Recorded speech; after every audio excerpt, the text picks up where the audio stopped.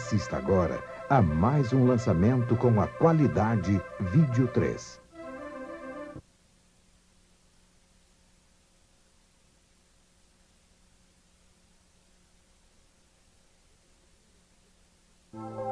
With the tremendous distances involved, travel to the stars would seem impossible. But with man's endeavor and resourcefulness, these problems will be overcome as they always have been in the past. Scientific estimates tell us that there will be a breakthrough in space travel in the near future. When the boundaries of distance break down, the Earth will become our home, the universe our world.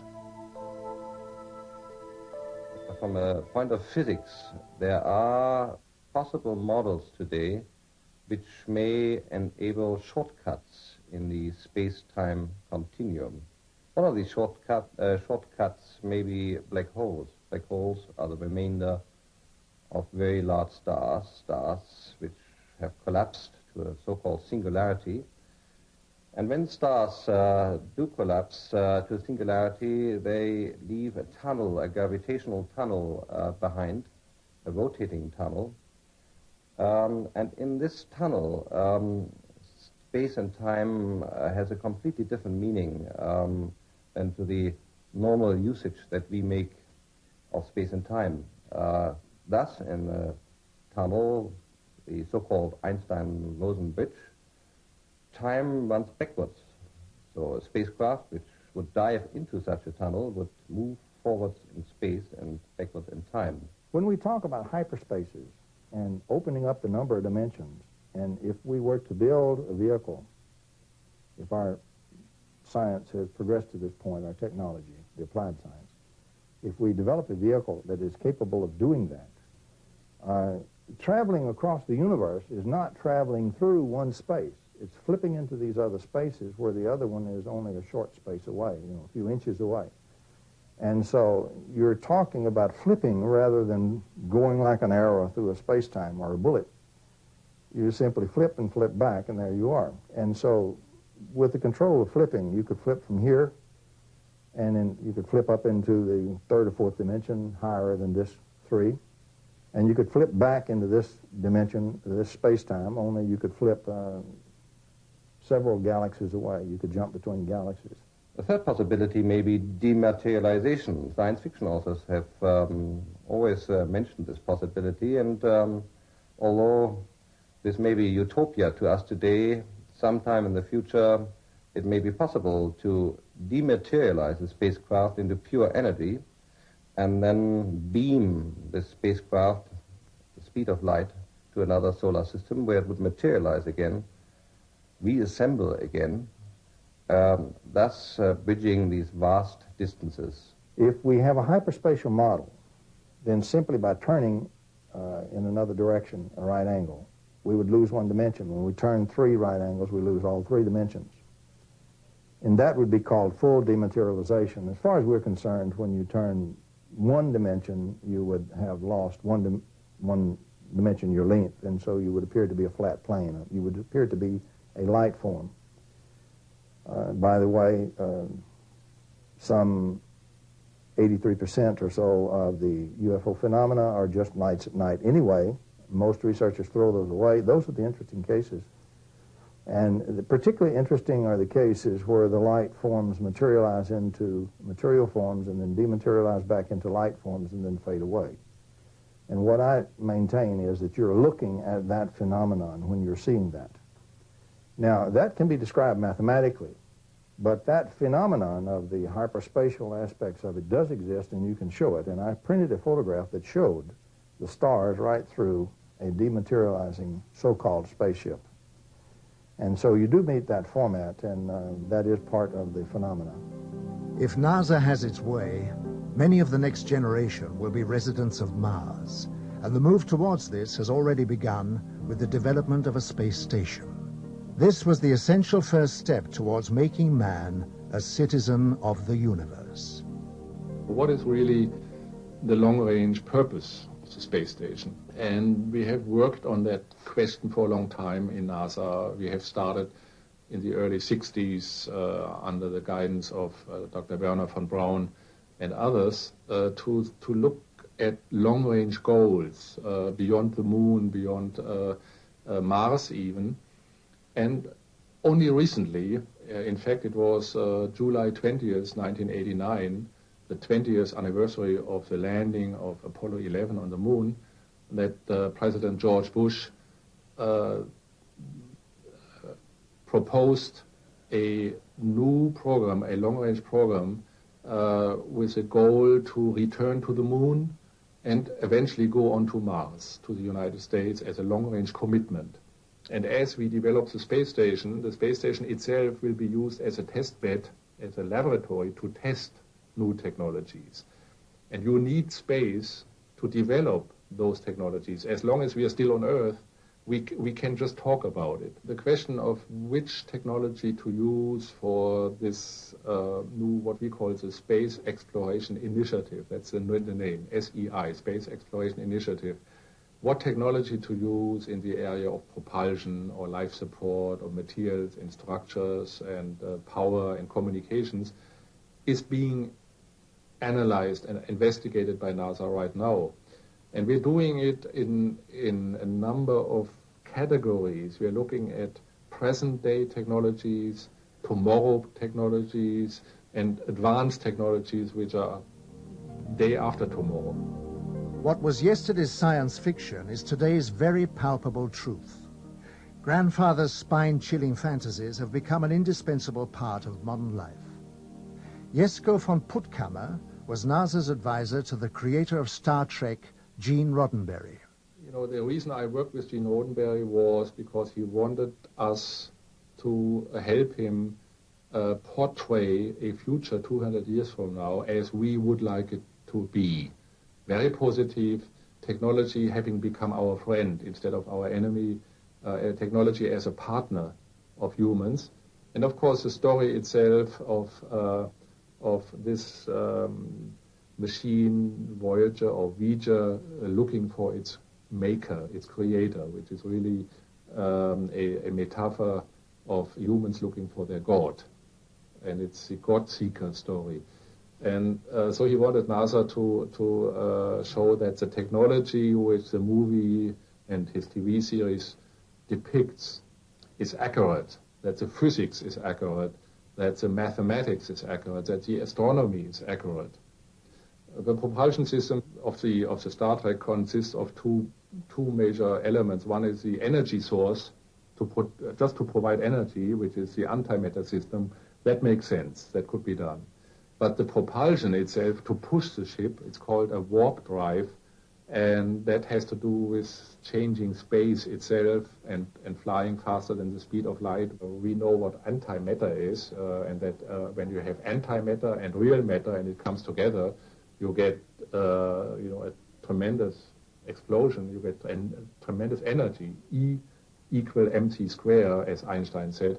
And so this is the most powerful reaction you get in the universe, therefore the Starship Enterprise uses it. So there are a number of models which are feasible for interstellar or even intergalactic travel. Nevertheless, we must be clear about one point. There may be so many possibilities we can't even think of. So at the moment we have theoretical models, but a highly advanced civilization, another solar system, much older than we are, may have discovered fantastic ways of traveling among the stars. And for them it may be like traveling from London to New York, traveling from Epsilon Eridani to the solar system.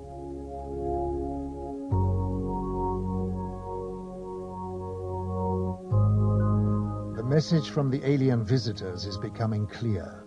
The human race is producing more problems than it is solving. A change of direction is necessary to guarantee a safe transition into the future. They are here to warn us. They started this program a couple of thousand years ago.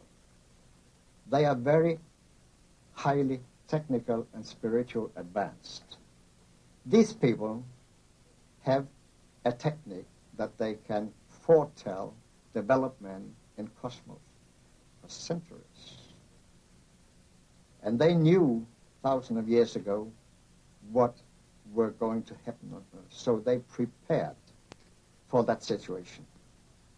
And we go forward to our time. Now they are here in our atmosphere in large numbers. They have always been here, but now they are here in large numbers to look over what we are doing, simply because they know that we'll kill ourselves. In many ways, if we don't push the button, we'll be killed by poison. If we don't kill each other by poison, we'll kill each other by too many people.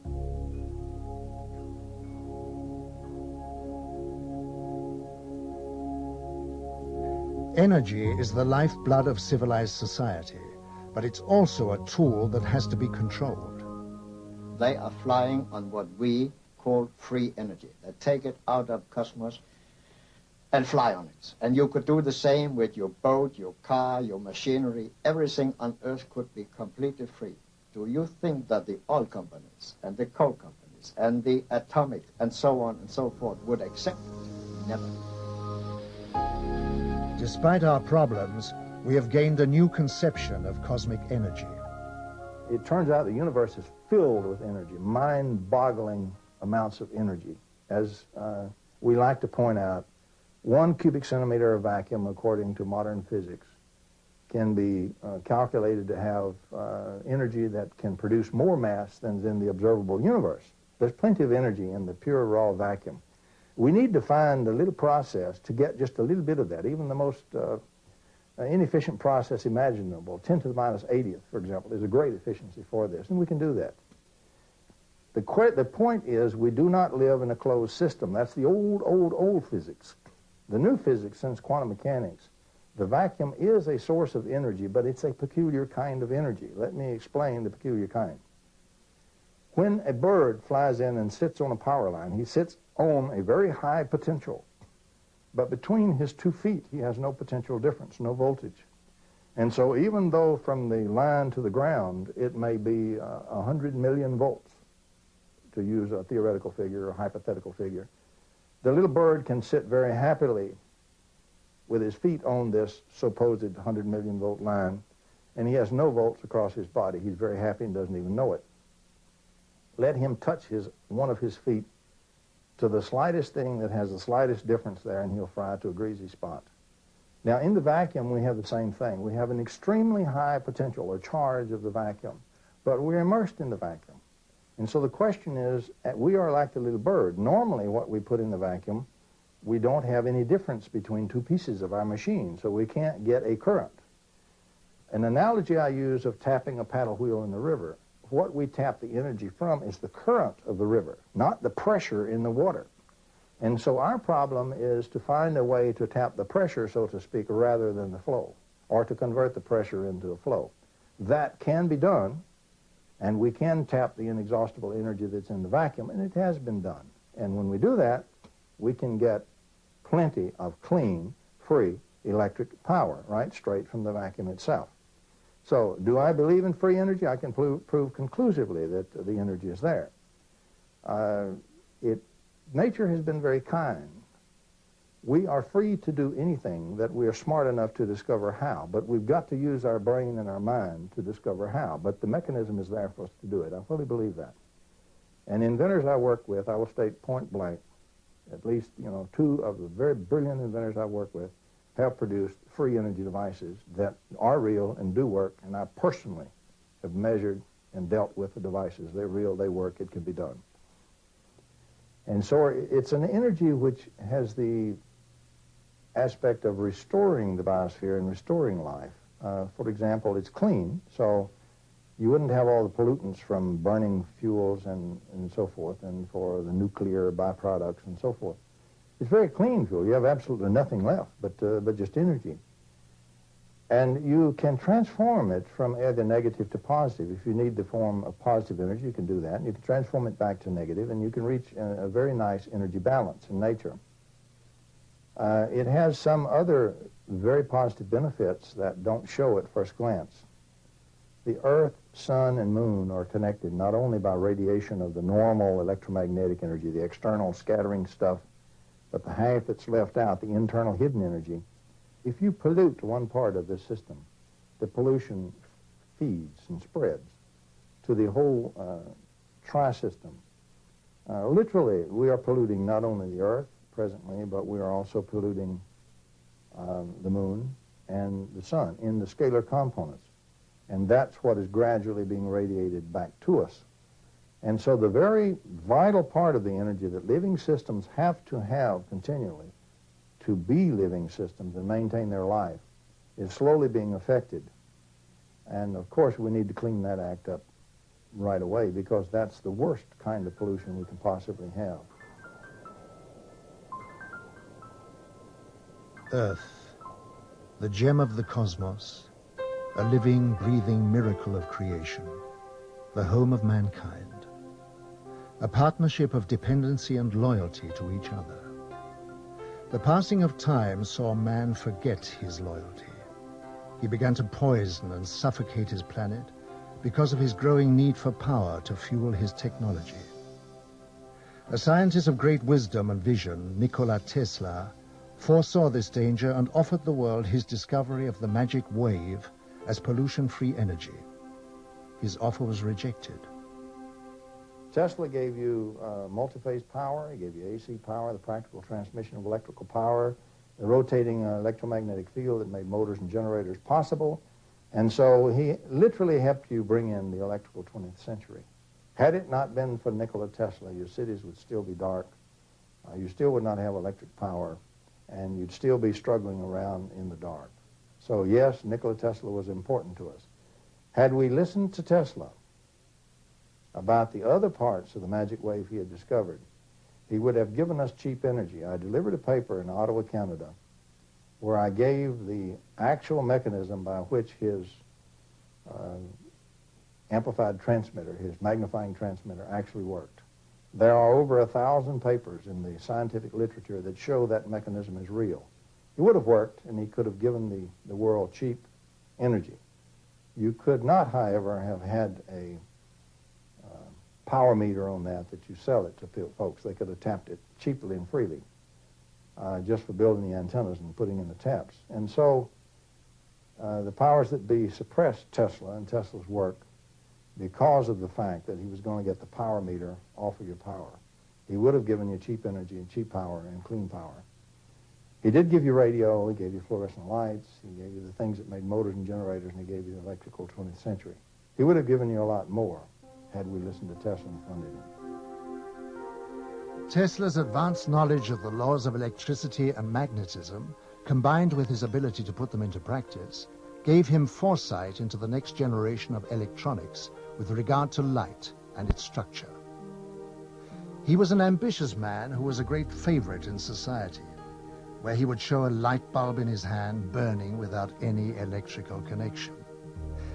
Tesla said, "I could only achieve success in my life through self-discipline, and I applied it until my wish and my will became one."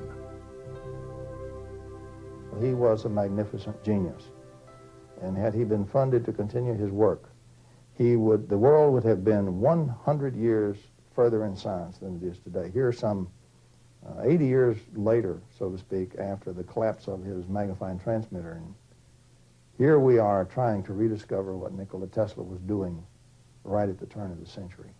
And so we're almost a century behind where we should be. That's the importance of Nikola Tesla. Progress is the process of moving forwards and not backwards. It is a combination of achievement and forward vision which serves its creator without fear of unforeseen consequences. There can be no progress if these rules are not observed. People always back something they call progress without giving it a proper definition.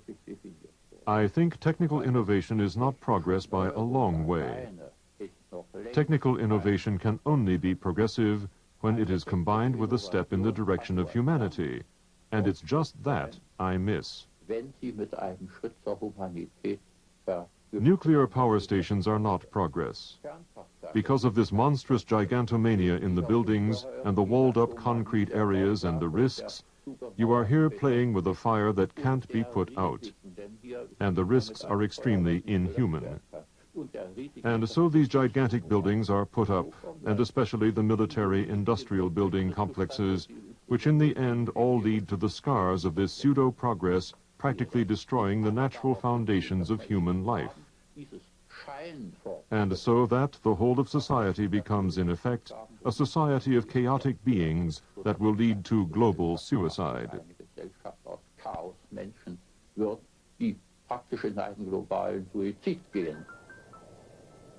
Real progress is being made in a laboratory in Canada. Here, the full significance of the physical laws of light and space have become clear to John Hutchison, and he is utilizing this knowledge to produce cause and effect experiments which lead to an understanding of the harmony of nature. Science, in harmony with the laws of nature for the good of mankind, will hold great values in many fields and would advance its course beyond our present comprehension. John Hutchison has been working in the areas of electromagnetic forces and the changes in the molecular structure of materials for many years. He has in this time achieved a breakthrough in anti-gravity knowledge, providing spectacular examples of heavy objects flying through the air without any visible signs of propulsion. He has also made amazing discoveries concerning the alteration of compositions of materials by subjecting them to a form of electromagnetic bombardment. We're looking at something which you know shouldn't be happening. The result of these experiments showed in graphic detail metal heating to a near liquid state without heat. Hard metals would turn into soft rubbery objects, proving that any substance could change its form if the science involved was understood.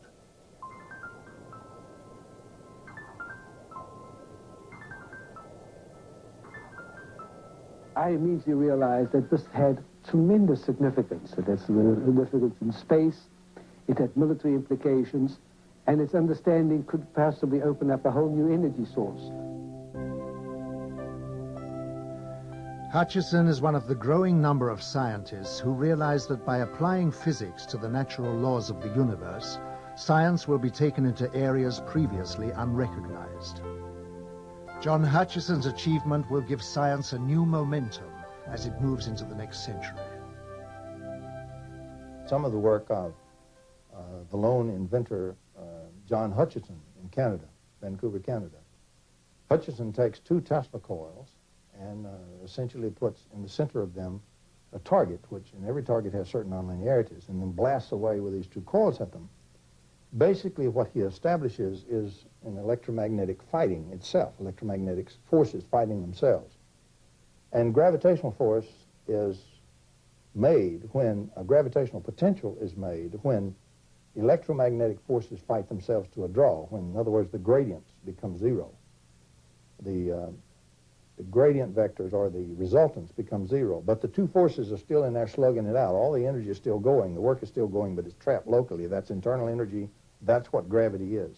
And the Whittaker paper tells very well how to do that.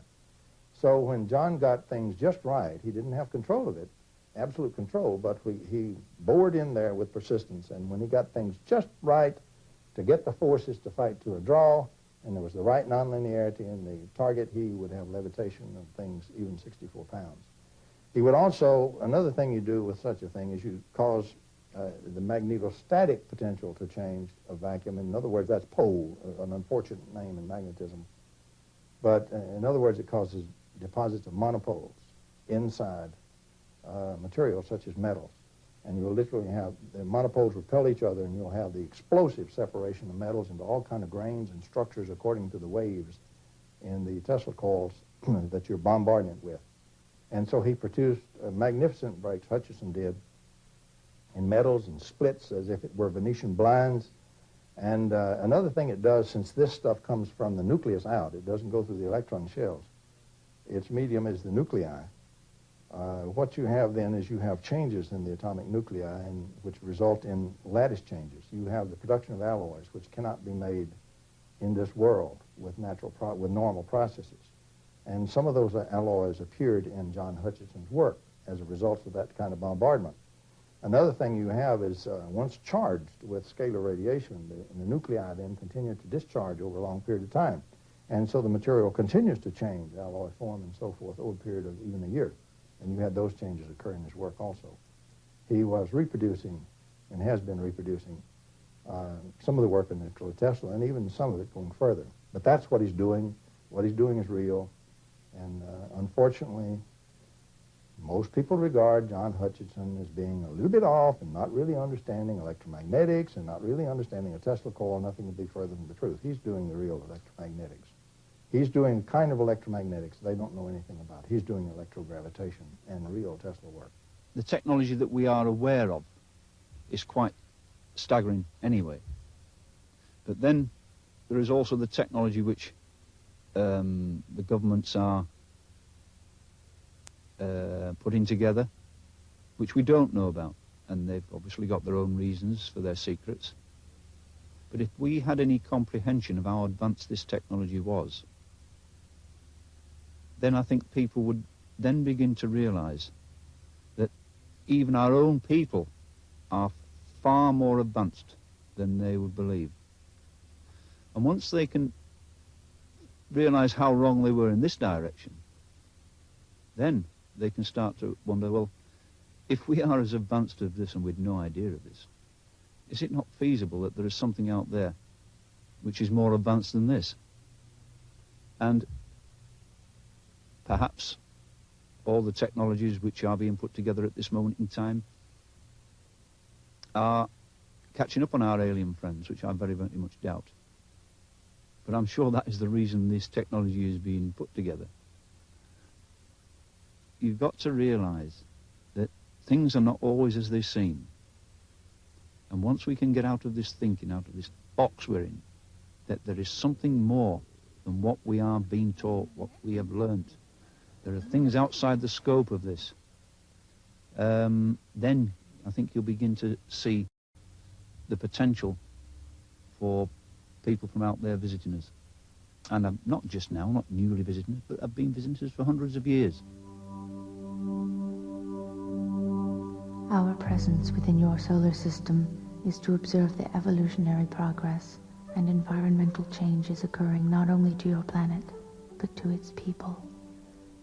Using a special observational technique enables us to foresee potential difficulties which may arise, and if necessary, give you advice on the course of action you need to overcome it. To achieve these aims, we employ the use of many types of monitoring equipment, each with the responsibility for a different area of scientific investigation. Our use of telemeter discs of all sizes as remote-controlled sophisticated recording and analyzing vehicles is one of the many types of drones. We observe every aspect of your world and its inhabitants, from the environmental changes and pollution levels to the microbiological disease potential of mankind. Our techniques also enable us to record and analyze thought patterns, and therefore anticipate man's course of action before it is taken. There is nothing about your world and its people we are not aware of. The truth about UFOs may be painful for us to face, and this might provide a continuing rationale for the government to maintain secrecy. But the truth will and must be known eventually. Continuing our denials and fears, in my opinion, are only adding to the problem. We are all in this together. In a time of opening relationships with the Soviet Union, we have the potential for radically demilitarizing our foreign policy, reallocating those resources toward preserving our planet and opening ourselves to the global village. Part of that new reality is embracing the unknown and the possibility that we have visitors beyond the Earth or beyond our dimensions of time and space. We must enter our new openness in peace and without recrimination. Our government of the people, by the people, and for the people needs to be involved in the process, not as a hostile, separate, secret unit. I therefore advocate an orderly, non-vindictive congressional investigation of UFOs and a change in government policy on supporting research in these and other phenomena. The late philosopher Joseph Campbell once said that we are living in a time in which our ignorance and our complacency are coming to an end. It's time we let go of our fears and evolve to a higher awareness of ourselves and our place in the universe. Maybe the cover-up was in our best interest, maybe not. Maybe the government underestimated the intelligence of the American people and decided we just couldn't handle it. But let me tell you this, the truth is still the truth, and nothing can change that. Not the military, not the government, and not me. However, in the last few years, there is an evolution in the whole extraterrestrial problem. An evolution so far that the sightings and the encounters become more concrete. We accumulate more and more cases where we get more and more information. More information is released by the governments. We know now that there was a cover-up for so many years. We have always speculated about this cover-up. Now we have proofs. We know that the secret services, not only in the United States but in other countries, have really fooled the public. And very likely extraterrestrial visitors know about this plot. And it is not surprising that in the last years more concrete information is released. Probably this may be a preparation for official contact. Perhaps it's in the interest of extraterrestrials to establish contact because humankind is in a very difficult position. This does not imply that we must depend on extraterrestrials to save our planets. We have to do it ourselves. But nevertheless, we are in a phase where we possibly take the next evolutionary step, a step that is so important because it will decide whether we will survive or simply vanish. I oscillate between pessimism and optimism, and there's every reason to be pessimistic about the future. Every sign of disaster is coming upon us, ecologically, population explosion. There's so many reasons why the present system can't continue. So the real question is whether humanity becomes extinct, civilization collapses, whether that happens, or whether somehow we go through a crisis and emerge into some new relationship with each other and with the natural world and with the spirit that lies behind the natural world and works within it. And I'm an optimist, so I hope that sooner or later we'll arrive at this new state of harmony. But I don't think we'll arrive at it just by waking up one morning and finding it's happened. I think that we'll have to go through a crisis first.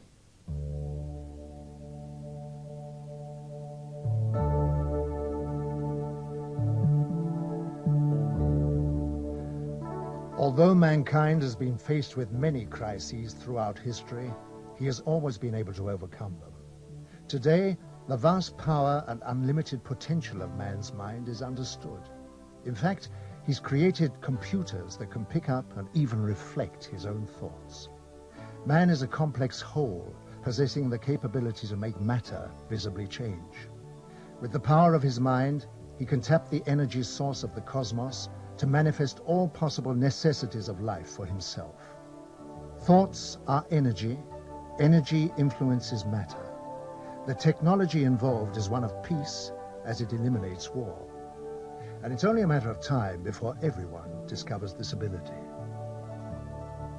If we can create in the laboratory, without any doubt, a mind-over-matter interaction that's a few parts in 10,000, certainly all you have to do is extrapolate that a little bit to come up with a mind-over-matter mastery that could happen later in our own development, and certainly what seems to be true in some of the UFO visitations. And of course also we have various case studies like Sai Baba being able to materialize and dematerialize things in his hand, or various forms of levitation. These are all things that are very real. They're not, drummed up by people. It's just that our ability to face that reality has been quite compromised. I should have known all along that the so-called new physics, in a way, actually makes all of this possible. that in a way, we physicists have kind of forgotten what we're all about. Einstein one time said that the whole purpose of science is to awaken the cosmic spiritual feeling. And we scientists are among the last to embrace that.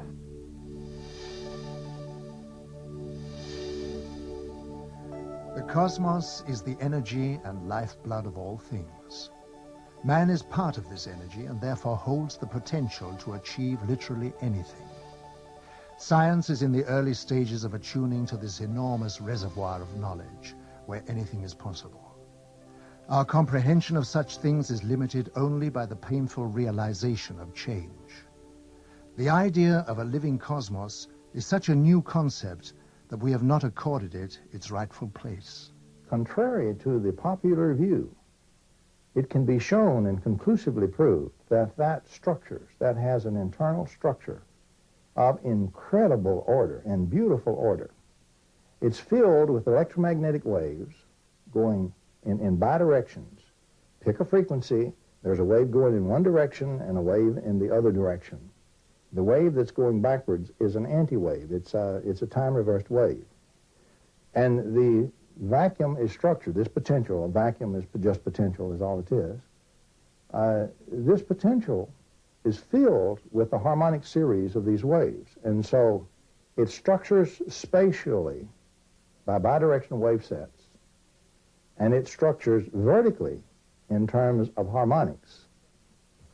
Now, if you then invoke this structure, and you do that with a nonlinear material, and you put in one wave in the nonlinear material, that material will take from the vacuum that excess structure because it turns everything into a potential, and it will put out multiple frequencies and harmonics.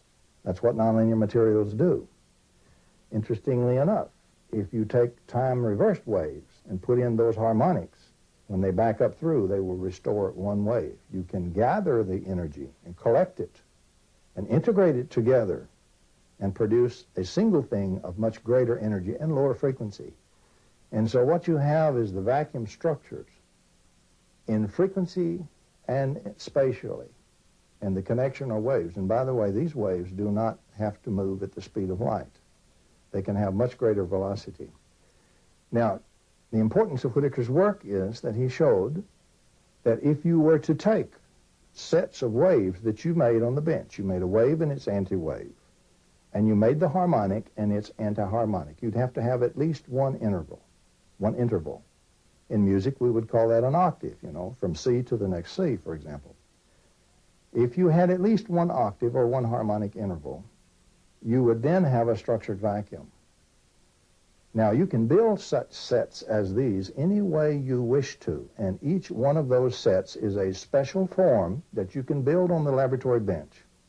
There is a set, for example, that contains the electromagnetic parts that generate typhoid. That's Kazanashev's work, and that's Kazanashev's death photons that have been shown to carry death and disease. That work has been duplicated in West Germany, or Germany now, and also has been duplicated in Australia and here in the U.S. It also explains the work of Antoine Priori, who built a machine under the proper scientific auspices and under rigorous testing on lab animals, which cured cancer and leukemia almost 100%. Some eminent French scientists worked with him. It's still in the French medical literature. It was real, it existed. It was squelched. But what I'm saying is, if you use the Whittaker approach, you can now, for the first time, understand how Priori's device worked, because that's what it did. And he used a rotating plasma to make his phase conjugates. We didn't even know about the phase conjugate in those days. Today, we know that one of the things plasmas do under the right circumstances is phase conjugate, or time reverse. And he showed that you can cure cancer, leukemia. You could just as easily set a pattern that would cure AIDS. He showed you could clean out clogged arteries. You could change the immune system, increase the immune system, bring it back up, which would be very valuable to AIDS patients, for example. For every disease, there is a pattern which causes the disease in this structure. For the cure to every disease, you simply take its pattern and time reverse it, and you get the precise electromagnetic antidote. You then put that inside a potential, as Whittaker showed how to do, and you treat the body with that, which is like very, like normal electromagnetic radiation. It's not ionizing radiation. It's not nuclear radiation. Expose them to a rippling magnetic field, for example, with these embedded in the field, and you cure the disease. And that's the kind of medical treatment we ought to have, not this cut them and burn them and poison them type thing that we have now, and many of them are still dying with cancer and leukemia and AIDS. It would take about 3 years. It would take a team of about 30-something people, facilities and so forth, about 3 years, about $20 million a year to deliver the ability to do that kind of electromagnetic treatment.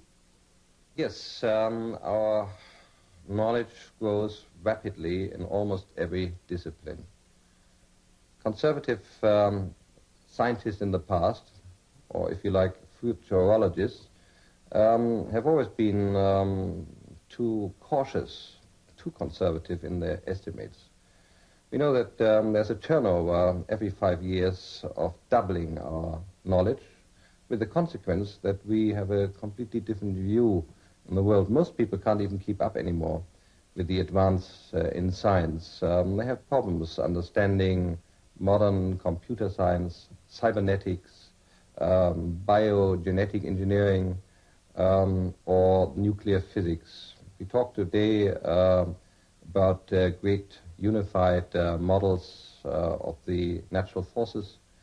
The man on the street can't keep up, and he is only superficially informed about new aspects.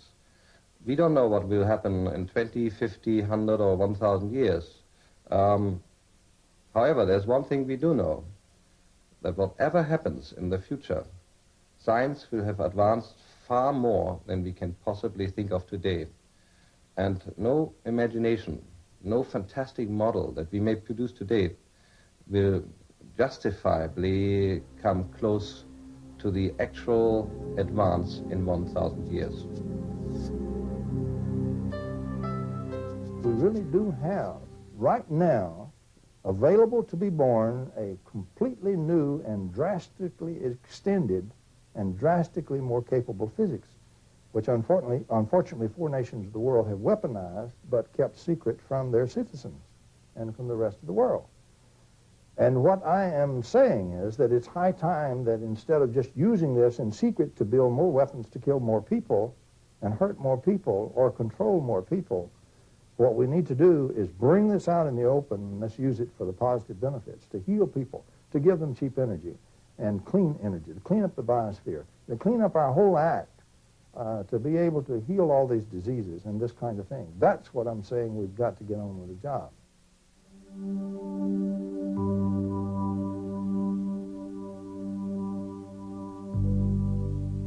Life on your Earth is dependent on new sciences and technology to achieve advancement. When your governments were first introduced to our advanced technology, their reactions were horrendous. Because the motive to gain power and control people was foremost in their mind, the technology was suppressed from the world. Technology should be made to work for the good of all, and placed in the hands of people of understanding who care and can control it towards a free world.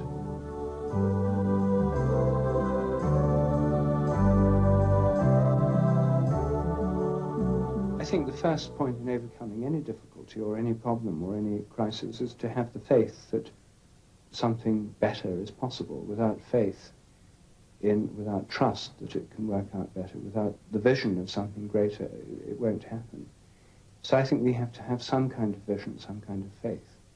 In traditional Christian terms, this is the idea of the kingdom of heaven. And most visionary schemes in the West are under the influence of this Judeo-Christian model, that at the end of history there'll be a new era, a new dawn, a new age, the kingdom of heaven, a utopia. Well, I mean, there are many different ways of formulating this. We have to think this. I think it's built into our whole civilization. It's very difficult for us not to think this. Or at least if we don't think it, we despair.